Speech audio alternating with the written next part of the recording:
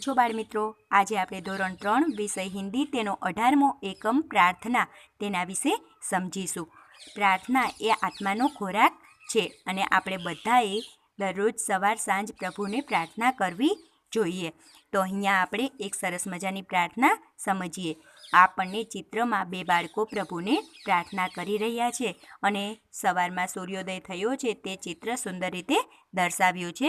તો આપણે પ્રાર્થના સમજીએ. આ પ્રાર્થનાના લેખક છે સોહનલાલ દ્વિવેદી.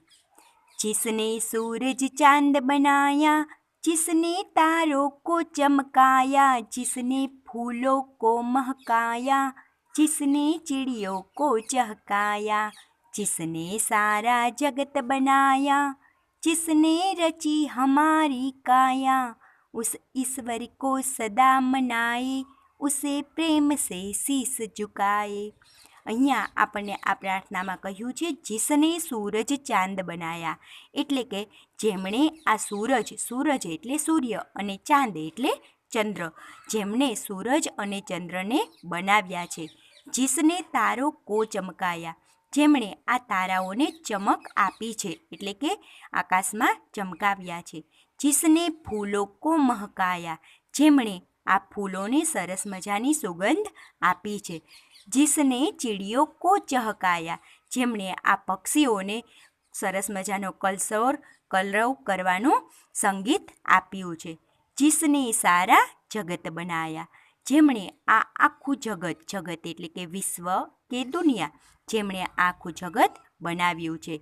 जिसने रची हमारी काया, જેમણે આપણું શરીર બનાવ્યું છે. કાયા એટલે શરીર, જેમણે આપણા શરીરની રચના કરી છે.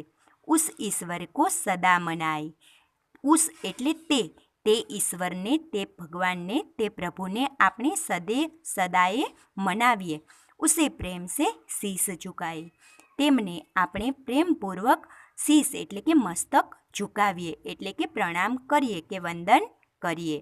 આ જે પ્રાર્થના આપી છે તેના લેખક સોહનલાલ દ્વિવેદી છે. હવે તેનું સ્વાધ્યાય જોઈએ. તેનો પ્રશ્ન 1 છે પઢો ઓર લીખો, એટલે કે વાંચો અને લખો. અહીંયા આપણને શબ્દો આપ્યા છે તે તમારે સુંદર અક્ષરે નીચે લીટીમાં લખવાના છે. એક વખત આપણે વાંચીએ. सूरज, जिसने चांद चमकाया, महकाया, ईश्वर, फूल, प्यार, शीश અને ઝુકાએ. ત્યાર પછી છે પ્રશ્ન 2, સમજો ઓર વૃત્ત કરો, એટલે કે સમજો અને વર્તુળ કરો.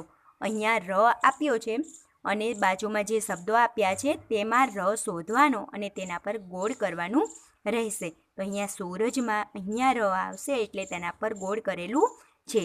રવિમાં અહીંયા ર છે માટે તેના પર ગોળ છે અને ઈશ્વરમાં અહીંયા ર છે છેલ્લો માટે તેના પર ગોળ કરેલું છે. તો તેવી જ રીતે પહેલો અહીંયા મ છે તો શબ્દોમાંથી મ શોધી અને મ પર ગોળ કરવાનું. પ્રેમમાં અહીંયા ગોળ કરવાનું. પછી મનાયામાં મ પર અને મહકાયામાં અહીંયા મ પર ગોળ કરવાનું રહેશે. પછી છે સ, તો અહીંયા જીસનેમાં વચ્ચે સ પર, પછી સભામાં પહેલાં સ પર અને દાસમાં છેલ્લે સ પર ગોળ કરવાનું. જ છે તો જગતમાં પહેલાં જ પર, સૂરજમાં છેલ્લો અક્ષર જ પર અને કાજલમાં વચ્ચે જ પર ગોળ કરવાનું રહેશે. પ્રશ્ન 3 છે પઢો ઓર લીખો, એટલે કે વાંચો અને લખો. અહીંયા આપણને 4 વાક્યો આપ્યા છે તે તમારે સુંદર અક્ષરે બાજુમાં લખવાના રહેશે. આપણે એક વખત 4 વાક્યો વાંચી લઈએ. તારે ચમકતે હે, બીજો છે ફૂલ મહકતે હે, ત્રીજું ચિડિયા ચહકતી હે અને ચોથું વાક્ય છે હમ ઈશ્વર કો શીશ ઝુકાતે હે. આ 4 વાક્યો સુંદર અક્ષરે લખવાના રહેશે. અહીંયા આપણો આ એકમ પૂરો થાય છે. મને આશા છે કે તમને વિડીયો પસંદ આવ્યો હશે. જો પસંદ આવ્યો હોય તો આ ચેનલને લાઇક, શેર અને સબસ્ક્રાઈબ કરવાનું ભૂલશો નહીં. Thank you.